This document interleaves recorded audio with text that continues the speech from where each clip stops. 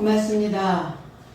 오늘은 일곱 날로 머물라 라는 말씀으로 귀한 시간 은혜 나누기를 원합니다. 원어 해석은 4절로 6절, 그리고 나의 삶은 그의 제자 삶을 만나서 일곱 날을 머물렀다. 그 제자 삶이 영으로 인하여 바울에게 예루살렘에 이르고자 올라가지 말라고 말하더라.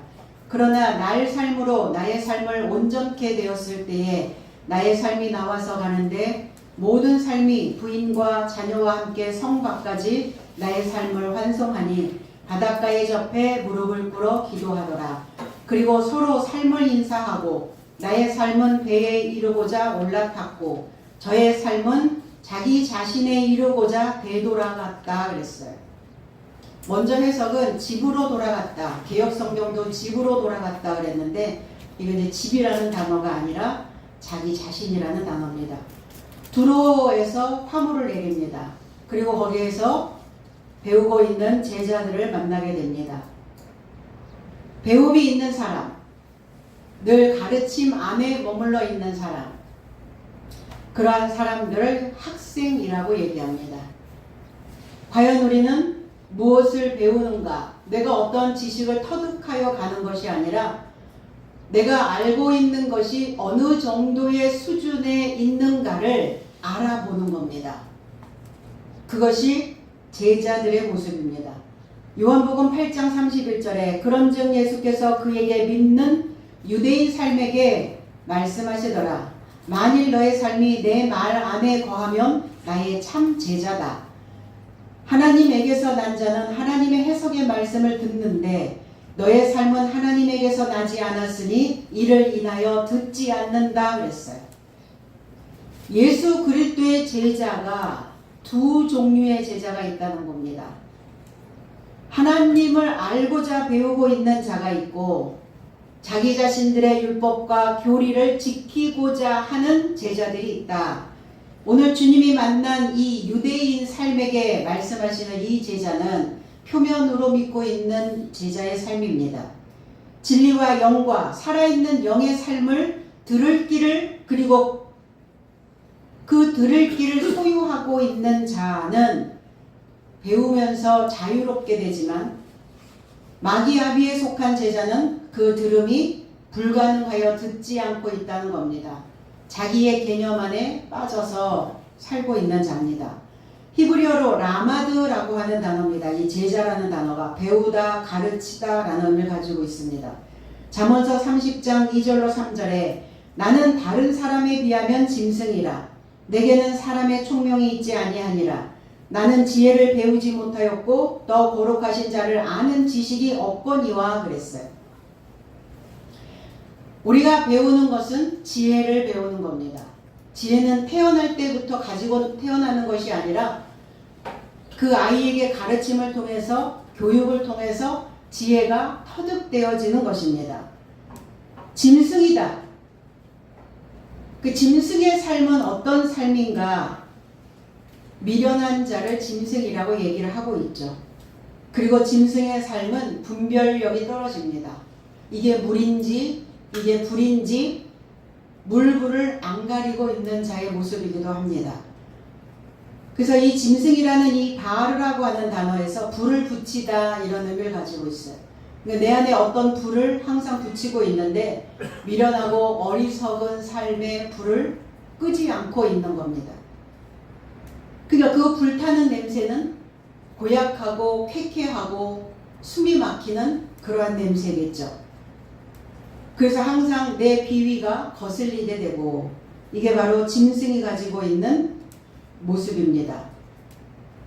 짐승, 내게는 사람의 총명이 있지 않다. 분별력이 없다. 민첩함이 없다. 지적으로 이것을 분리해내야 되는데 구별함이 없다. 그러면 지혜가 무엇이냐? 지혜는 그의 마음에서 나오는, 그의 삶에서 나오는, 그의 행동에서 나오는 이러한 모든 삶으로 자기 자신을 설득할 수 있어야 됩니다. 그 설득할 수 있는 그 힘을 가지고 있다면 그는 지혜로운 자라고 말합니다. 그리고 내가 알고 있는 그 교육을 상세하게 풀어낼 수 있는, 그래서 공교하다 이런 의미를 가지고 있어요. 공교한 자. 이 공교하다라는 의미는 재치가 있고 교모하고 그리고 아마추어가 아닌 장인의 솜씨로 공교하다 이런 표현을 하고 있습니다. 그럼 지혜는 뭐냐? 진리의 사역을 적용하여 실존으로 호흡하고 있는 자를 지혜롭다라고 말합니다. 그래서 이 삶이 지혜로운 삶인데 그 지혜로운 삶을 배우지 못하면 거룩하신 자를 알지 못한다고 말합니다. 거룩한 자, 고귀한 자, 하나님께 봉헌되어진 자, 그리고 나의 중심을 유지하고 있는 자, 이 자가 거룩하신 자라고 말합니다. 그 거룩하신 자를 아는 것, 관찰하는 것, 탐지하는 것, 확인하는 것. 그리고 우리가 하나님이 계셨다, 하나님을 믿는다, 그러면 하나님을 무조건 믿으라고 하신 적 없습니다. 진짜 하나님인지 아니면 그냥 모양만 있는 이미테이션인지 확인하고 믿으라는 거예요. 관찰하고 믿으라는 겁니다. 탐지하라는 거예요. 그걸 안다라고 성경은 표현합니다. 하나님을 아는 지식이 없다. 살아있는 말씀으로 표시되어진 자, 그거를 지식이라고 표현합니다. 지식은 내 안에 들어가면 그냥 없어지는 것이 아니라 표시가 나요. 아, 저 사람 얼마큼 배웠구나, 저 사람 어느 정도의 수준이구나, 표시가 납니다.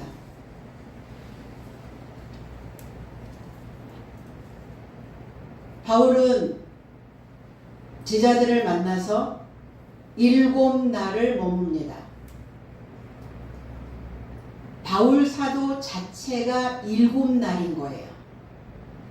그러니까 우리가 7날 안으로 들어가는 것이 아니라 7날이 되어지는 거죠. 그래야 7날 안에 항상 내가 주님과 함께 동거동락을 하게 되는 것입니다. 이래라고 얘기하죠. 헵타. 7날 헵타 헤메라. 이 단어가 히브리어로 가면 쉐바라는 단어입니다. 모모에게 임무를 가하다, 완전하다, 신의 이름으로 말하다. 7날이 되어야 우리의 입에서 나가는 말이 신의 이름으로 말하게 되어진다는 겁니다.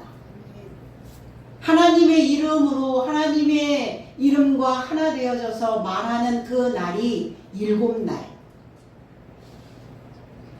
이사야 선지자는 30장 25절로 26절에 크게 살육하는 날, 망대가 무너질 때에 각 고산, 각 준령에 개울과 시냇물이 흐를 것이며 여호와께서 그 백성의 상처를 싸매시며 그들의 맞은 자리를 고치시는 날에는 달빛은 햇빛 같겠고 햇빛은 7배가 되어 7날의 빛과 같으리라 그랬어요. 7날의 빛이 도대체 무슨 빛이냐?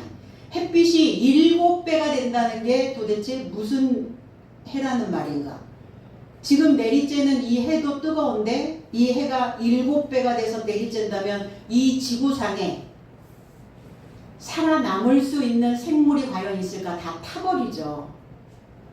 그러니까 이거를 문자 그대로의 액면을 받아들이면 여호와께서는 무지한 분이죠. 살육하는 날 그랬어요. 죽이는 날이에요. 살인하는 날, 죽임을 당하는 날, 죽일 의도로 때리는 날, 이게 도대체 뭔 말입니까? 우리가 하나님을 믿는데 죽도록 맞는데요. 안 죽을 만큼 맞는 게 아니라 죽을 만큼 맞는 거예요. 그 고통 고통이 이루 말할 수 없겠죠. 죽임을 당하는 날, 그럼 뭐에 의해서 죽임을 당한다는 것인가? 하나님께서 무엇으로 우리를 죽일 의도로 때리신다는 말인가? 그러면 내가 죽어야 되는 건 뭐가 죽어야 된다는 말인가? 나의 전체 내 삶, 나 자신이 아니라 내 안에 악으로 되어져 있는 그 요소. 그러니까 나를 책망하려면 악한 일을 저지르고 도덕과 윤리에서 벗어나고 짐승같이 내 안에서 항상 짐승의 불이 타고 있고 이 요소를 책망해야죠. 근데 우리는 다 싸잡는단 말이에요. 아, 나는 망했어. 이번 생은 망했어. 나는 살아남으면 안 되는 존재야. 그러면 살아남으면 안 되는 존재, 죽어야 되는 존재가 누구냐고요? 내 안에 악을 행하고 있는 그 존재잖아요. 그러면 걔한테만 얘기해야 되는데 나를 전체로 얘기를 하는 거야. 그러니까 내 존재감이 완전히 곤두박질 치게 되는 겁니다. 그래서 자살률이 높은 거예요, 우리나라가. 이거를 분류해서 책망할 수 있도록 그 방법을 알려주는 곳이 아무 데도 없으니까. 그럼 뭘 죽어야 되냐? 뭐 어디에 의해서 죽는다는 것이냐? 여호와의 혀에서 죽임을 당하는 거야. 짐승과 결합된 자 죽어야 되죠. 처음 낳은 자 죽어야죠. 그 머리가 여전히 젖을 먹고 젖을 원하고 있는 그 생각 죽임 당해야죠. 그러니까 죽을 의도로 때리시는 거예요. 죽으라고. 그건 죽어야 된다고. 그리고 그 망대가 무너질 때 탑이죠. 피라빈 모양의 성입니다. 이 망대는 강단이기도 합니다. 강대상. 왜 이게 무너져야 할까? 열등한 것만 주니까.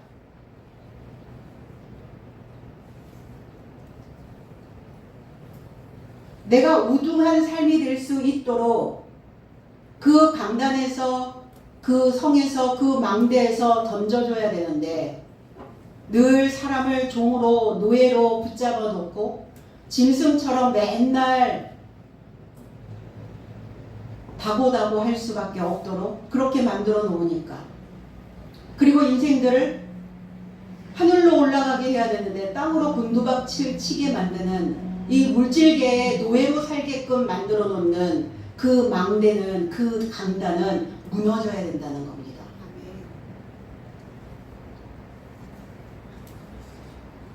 그래서 그 망대가 무너졌을 때, 그 강단에서 쏟아져 나오는 열등한 메시지가 무너졌을 때, 파괴되어졌을 때 여호와께서 그 백성의 상처를 싸매시는데 어떻게 싸매시느냐? 높은 곳이 낮아지고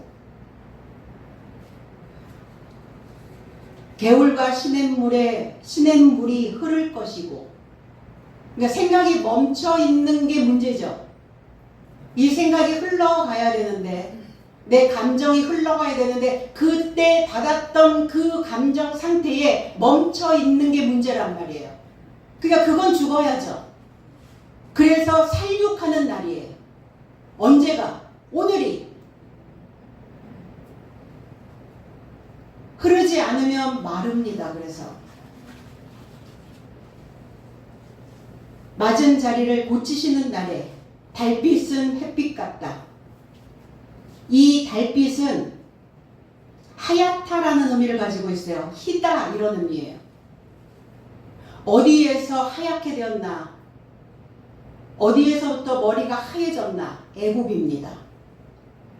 그 애굽에서 했던 일이, 백성들이 했던 일이 뭐냐면 벽돌을 만들어내는 일이었어요. 이 벽돌을 만들다, 이 벽돌이라는 의미가 하얗다라는 뜻이에요.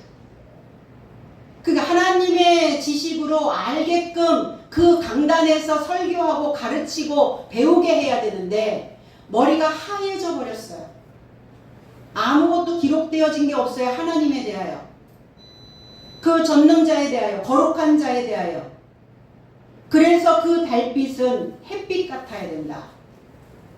이제 죽어 있었던 하나님에 대한 그 열정이, 그 지식이, 그 열기를 얻는 겁니다. 그게 7배, 이게 7배, 7배 이러니까 이게 문제죠. 7이 된 거예요. 신의 이름으로 말하다, 맹세하다, 완전해지다. 하나님을 알고자 하는 그 뜨거움이, 그 열기가 더 하여진 거예요. 하나님을 아는 그 지식이 완전해진 겁니다.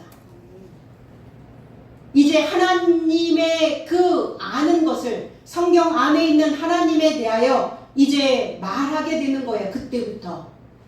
이게 7. 그래서 그 7날, 우리에게 임무를 주신 날, 7날의 빛과 같으리라. 그 지식이 완전하여지는 겁니다. 성경을 아는 지식이, 하나님을 아는 지식이. 그래서 입을 열면 그 하나님의 이름으로 말을 하게 되는 날입니다.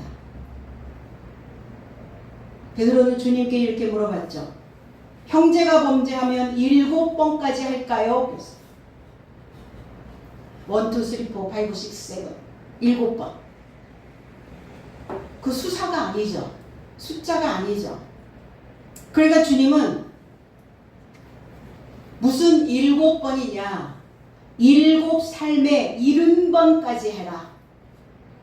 자, 7이 계속, 7이 계속 반복적으로 들어가죠. 70번씩.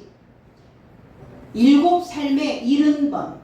그래서 어떤 사람은 7, 7이 49 이래가지고 무슨 49번 아니면 평생 죽을 때까지 용서를 하라고? 그 말씀이 아니잖아요. 나한테 잘못하면 응징해야죠. 나한테 손해를 끼치고 나를 해하고 있다면 그 사람에 대하여 용서할 수 없는 마음도 가져야죠. 아, 다 천사인가요? 저만 소소한 복수를 하나요? 하셔야죠. 그러니까 베드로에게 하셨던 주님의 말씀은 그 형제가 범죄하였을 때 하나님의 이름으로 말하라는 거예요. 그 형제가 악을 행하고 있을 때 하나님의 것을 실컷 먹이라는 거예요. 그러니까 이제 이해가 되시죠?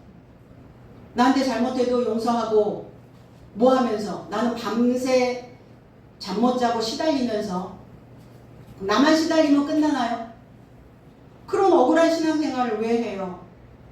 그런 신앙생활을 억울하게 하란 적 없어요. 하나님은 너의 권리를 찾고 너의 주장을 하고 네가 당당하게 설 수 있는 하나님의 자녀로 크리스찬으로 살 수 있도록 그렇게 우리에게 늘 지지해 주시고 우리에게 늘 에너지를 주고 계시는데 내가 그걸 해내지 못하고 있다면 못하고 있는 나의 그 생각을 살육하셔야 된다는 겁니다. 제자들은 바울 사도가 예루살렘으로 방향을 잡은 것에 대하여 만류를 합니다. 어떤 일을 하지 못하게 말리는 거죠. 제발 예루살렘에 가지 마십시오 이런단 말이에요. 어떤 위험 요소가 있겠죠.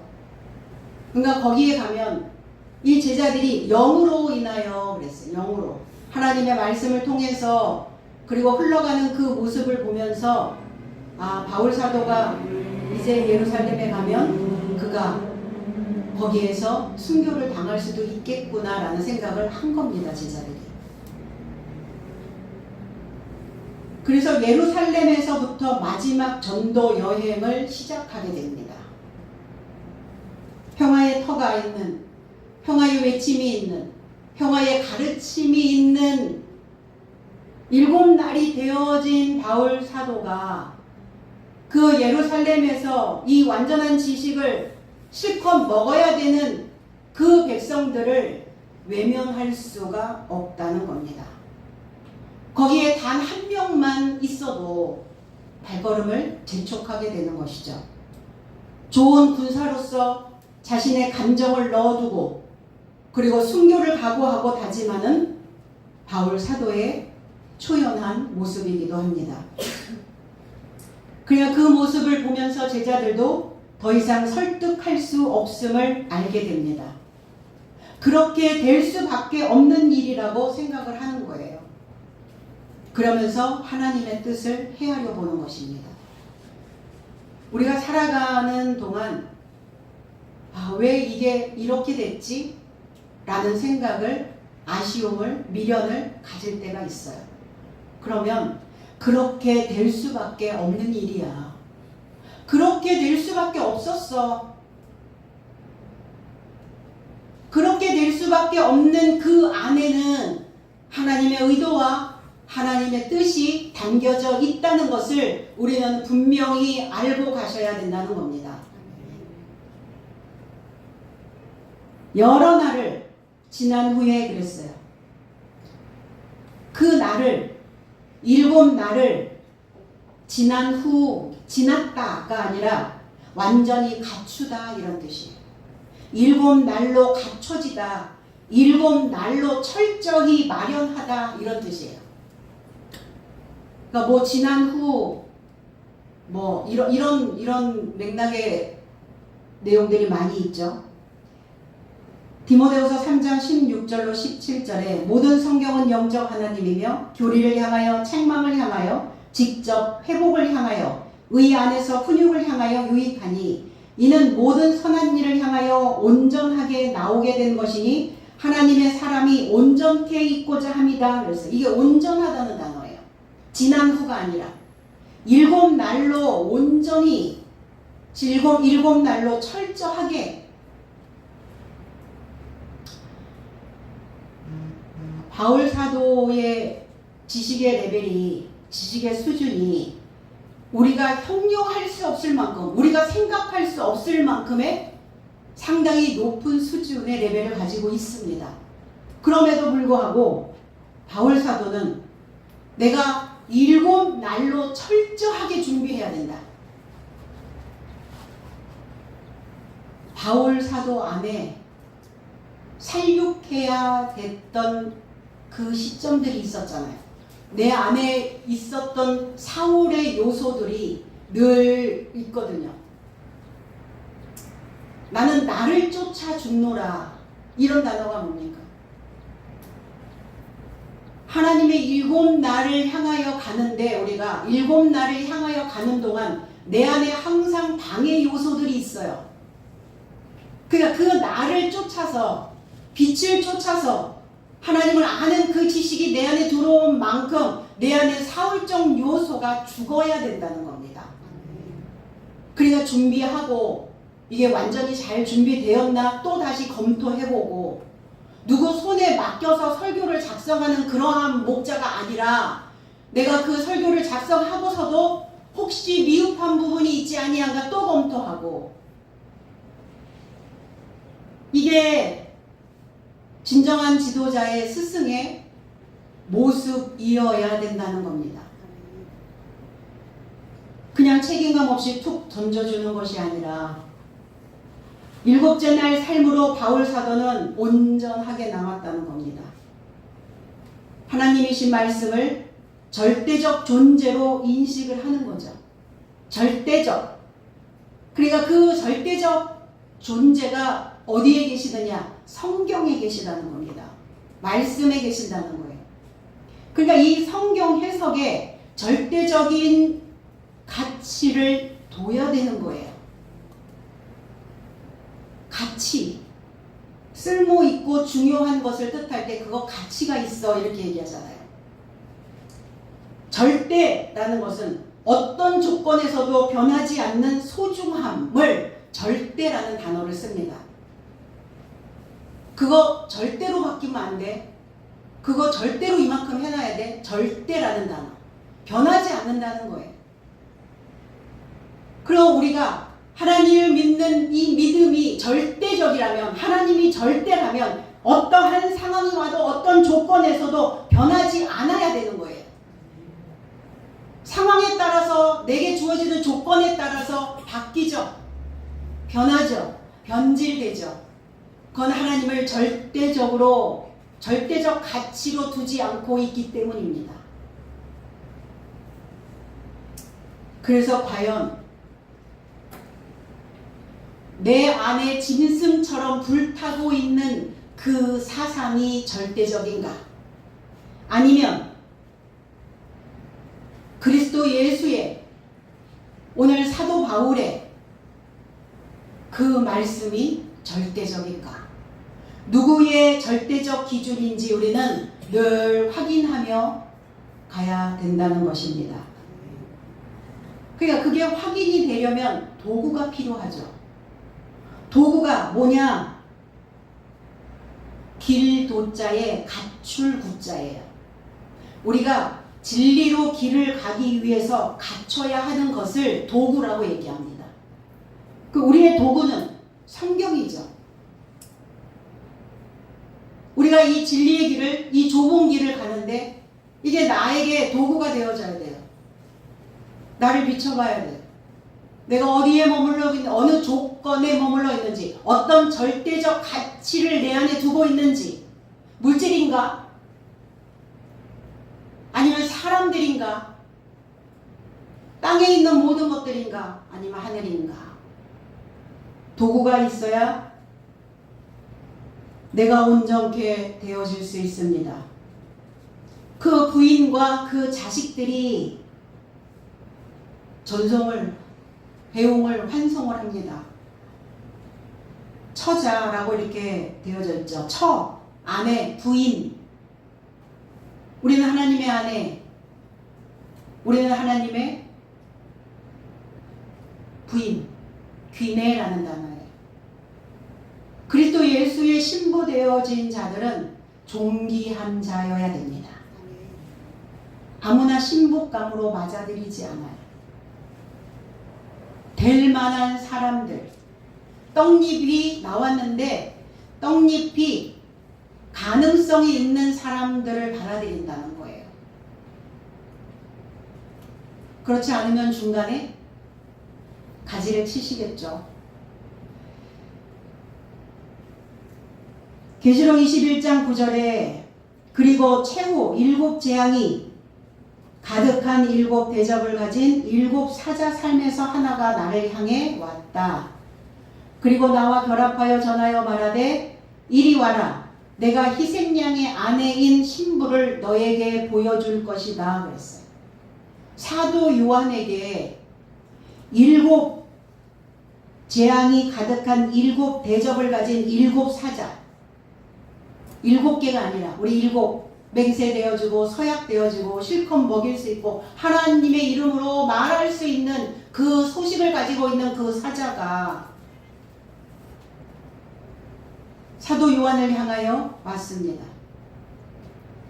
그리고 그리스도 예수의 아내, 그리스도 예수의 신부를 보여주는데 그리스도 예수의 신부, 이 그리스도 예수의 아내 될 자격이 있는 사람은 이런 사람이어야 해 라고 모델을 제시합니다. 희생양의 아내, 신부의 모습을 이렇게 표현합니다. 하늘에서 내려오는 큰 성, 거룩한 예루살렘을 보여주셨다. 하나님의 영광을 지녔고 그 성의 광채는 벽옥석이 같이 투명한 종기한 돌 모양이다. 이게 아내의 모습이에요. 그 부인의 모습입니다. 예루살렘, 새 예루살렘. 투명한 보석과 같은 종기한 돌 모양이 된 그 7 날로 머물고 있는 신부의 모습. 7 날에 머물러 있어야, 7 날이 되어져 머물러야 그 자를 신부로 맞이하신다는 겁니다. 그 자를 아내로 맞이하신다는 거예요. 그리스도 예수의 신부로. 그 성의 모양은 어떠냐? 성의 광채, 그 성에서 나오는 빛 빛은 벽옥석 같다 그랬어요.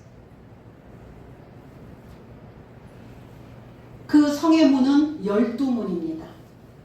12문은 12진주입니다. 각 문마다 한 개의 진주로 되어 있고 그랬어요. 성의 거리는 투명한 유리 같은 깨끗한 금이더라. 깨끗한, 순수한, 순결한. 이게 계시록 21장 21절에 기록되어져 있는 메시지입니다. 우리가 진주여야 된다는 얘기예요. 조개 속의 진주. 조개류의 체내에서 형성되는 구슬 모양이죠. 그게 조개가 내뿜어내는 분비물 덩어리라는 겁니다.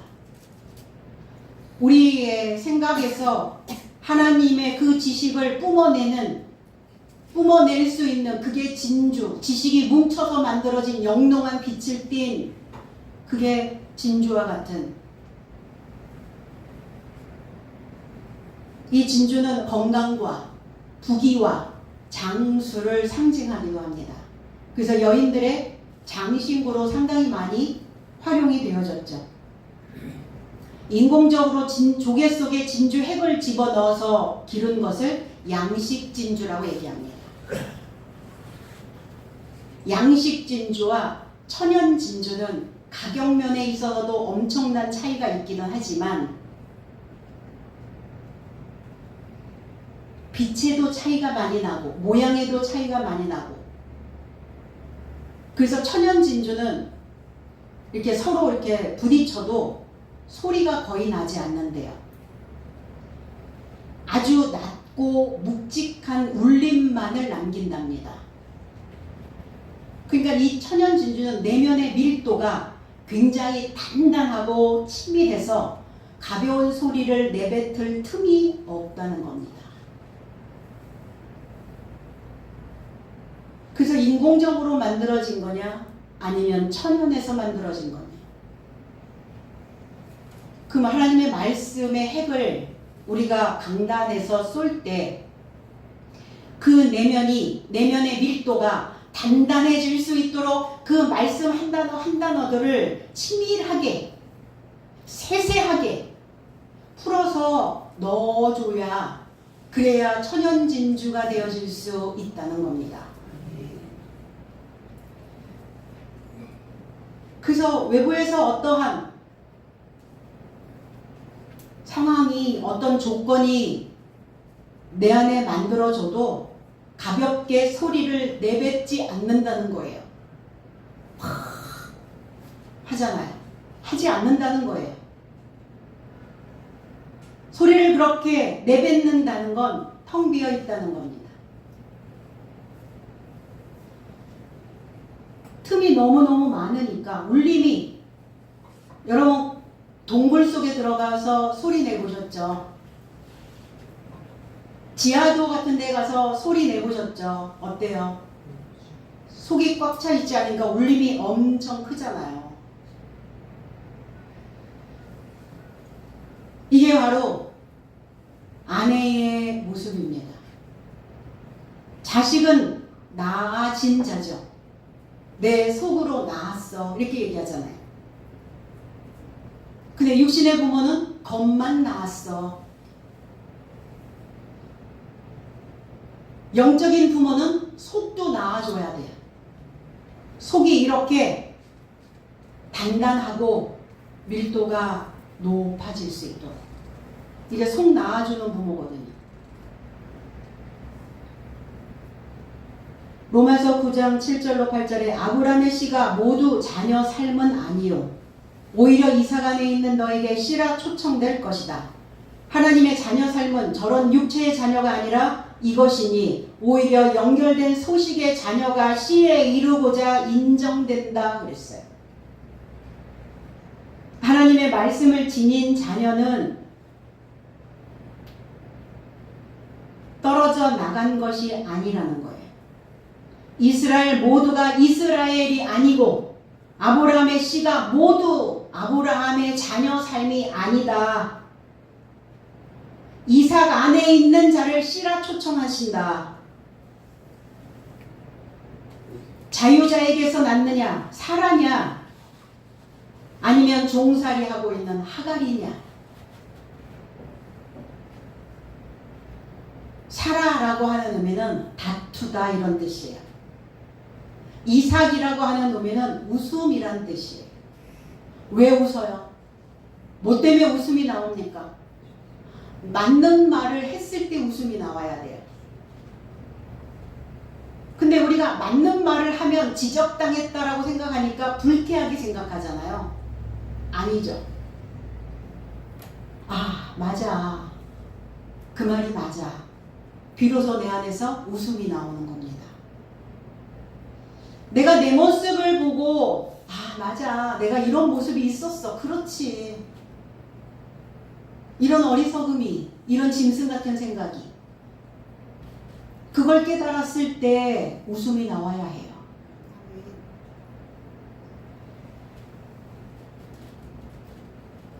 종살이하는 하갈, 애굽 여자입니다.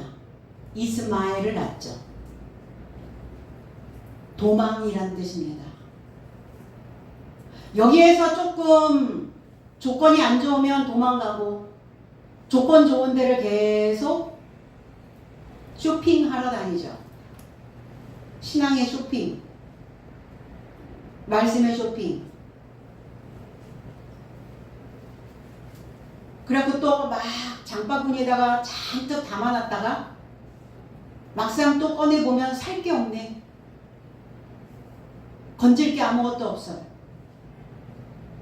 그러면 또 엎어버리고 또 다시 또 도망다니는 거죠. 왜 도망다녀요? 안 잡히려고. 거기에 내가 완전히 굴복하고, 내가 거기에 완전히 그 말씀에, 그 진리에, 좁은 길에 묶여야 되는데 묶이기 싫으니까. 그게 자유라고 생각하는데 그건 방종입니다. 법이 없는 방종. 누구의 자녀냐? 아브라함의 자녀. 그럼 다 아브라함의, 너희가 아브라함의 자녀라고 말하지 말라. 내가 이 돌들로도 아브라함의 자녀를 능히 만들 수 있다. 주님 그렇게 말씀하셨어요. 왜? 안 들어 먹으니까. 들어 먹어야 되는데 안 들어 먹어요.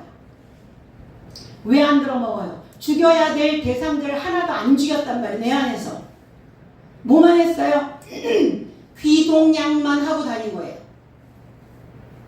살육하는 날 살육을 해야 되는데, 죽도록 때려야 되는데 하나님의 법으로, 교훈으로, 가르침으로 아프니까 안 때리는 거죠. 인정해야 되니까 싫은 거죠. 내 모습이 그렇다라고 하면 무너질 것 같으니까 망대가 높이 쌓아놓았던 바리새인, 서기관, 대제사장, 장로들, 종교 지도자들, 그 목자들, 그 스승들, 그 지도자들, 머리의 문제입니다. 우두머리의 문제예요. 대한민국의 교회가 죽었다고요? 누구의 문제입니까? 교회의 문제입니까? 지도자의 문제입니다.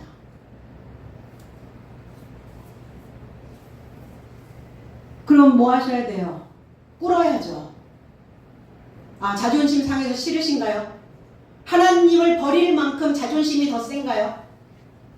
그래서 버리는 거예요. 너희들이 말씀인 나를 버렸으니까, 말씀입니다. 하나님은 그 말씀을 버렸으니까 나도 너희들을 버린다 이렇게 말씀하세요. 하나님이 우리를 먼저 버리신 적 없습니다. 바닷가에 접해 무릎을 꿇었다. 바닷가 거침없이, 그 물결은 거침없이 돌진하여 옵니다. 그리고 곧장 그 육지를 향하여, 바위를 향하여 돌진합니다. 그 바닷가에 많은 사람들, 하나님의 말씀, 7날에 머물러 있기를 원하는, 그래서 하나님의 말씀을 향하여 돌진하고 있는 그 바다, 그 사람들 사이에 하나님을 향해 돌진하는 그들을 경배하는 겁니다. 왜 마른 땅에서 마른 땅에서 무릎 꿇고 기도해야지 바닷가에서 무릎을 꿇고 왜 기도를 합니까? 그들을 향하여 번성해지기를, 관대해지기를, 그리고 너희도 내가 너희들에게 너희들을 이렇게 경배하는 것처럼 너희들은 내 입에서 나간 그 7날의 메시지를 경배해야 된다.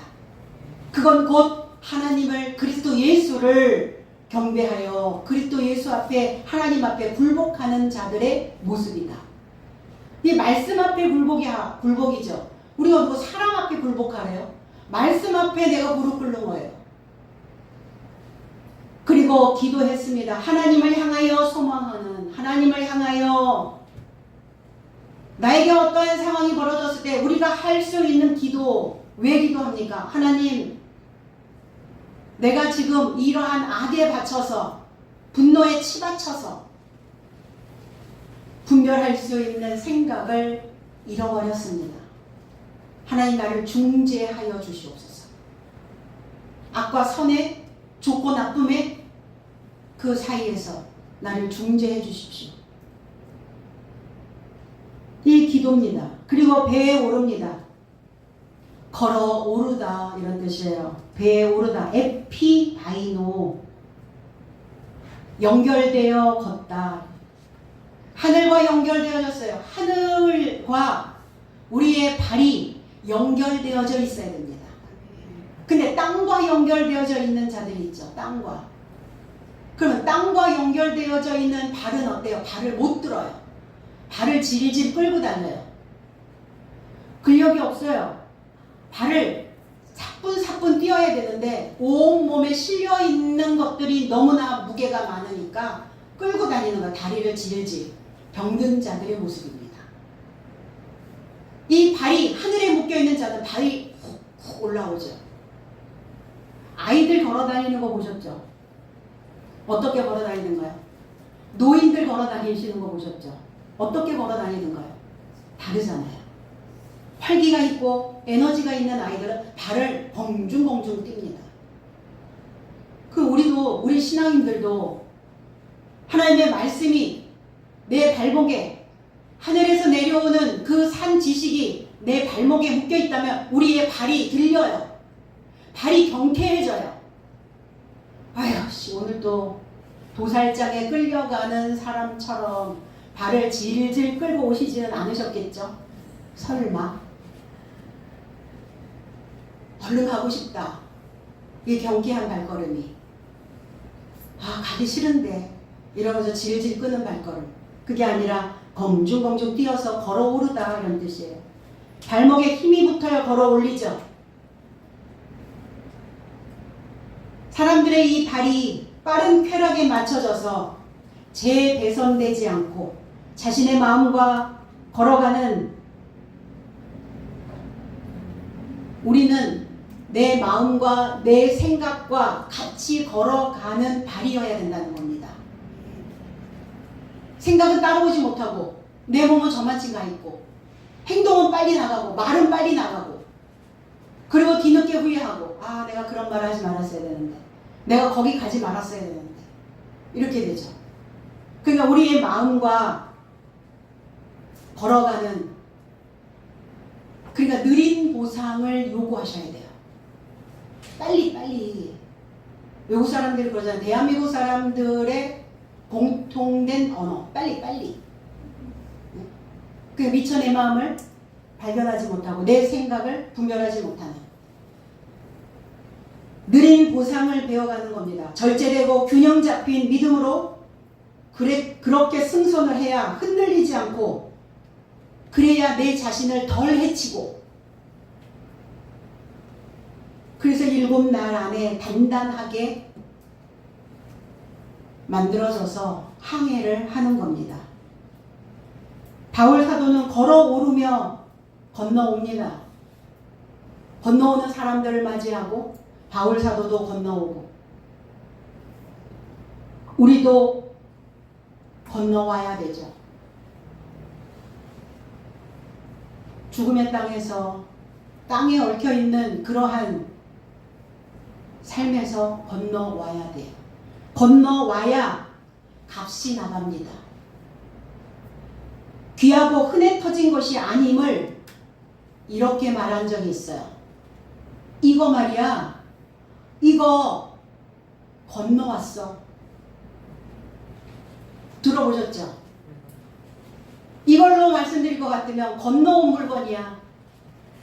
그럼 뭐라는 얘기야? 네가 가지고 있는 흔해 터진 물건이 아니야. 이 물건은 비싼 거야. 값진 거야.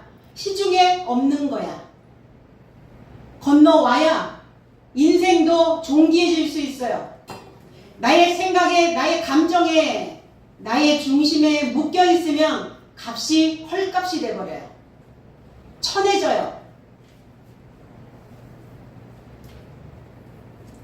물을 건너고 또 건너면 건너오면서 우리에게 남겨지는 그 잔향이 강해집니다. 복음의 그 잔향. 이 잔향이라는 것은 음원. 우리가 음악을 막 듣죠.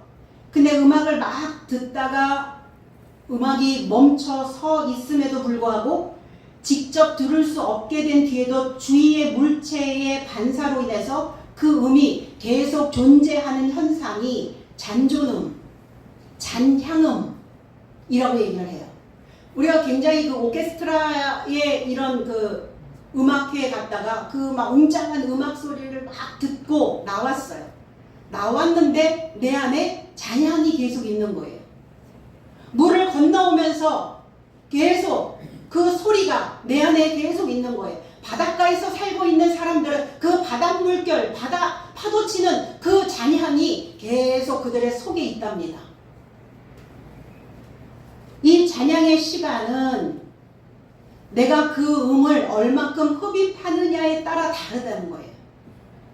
오늘 이 메시지가 저와 여러분들의 그 삶 속에 그 잔향으로 계속 그 여운이 남겨지시기를 원합니다.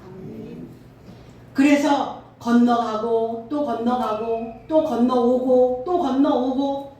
왜? 진리는 반대편에 있기 때문입니다.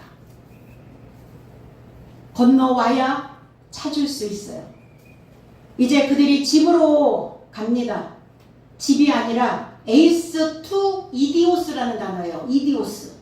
이 이디오스라는 단어가 자기 자신에 이르고자 이런 뜻입니다. 고린도전서 3장 8절로 9절에 그래서 심는 자와 마시게 하는 자가 하나이다. 각자 자기의 수고를 따라 자기의 삭을 받을 것이다. 왜냐하면 나의 삶은 하나님의 동역하는 삶이요 너의 삶은 하나님의 경작지요 하나님의 건축물이다 그랬어요. 심는 자와 마시게 하는 자가 각자 자기의 수고를 따라 자기 자신의 수고를 따라 이 이디오스 자기가 행한 대로 고린도전서 이 고린도에 있는 이 교인들이 이제 파벌이 생겼죠. 바울파냐 아볼로파냐 분쟁이 생겼어요. 그러니까 바울이 누구며 아볼로가 누구냐. 바울사도는 그렇게 말씀합니다.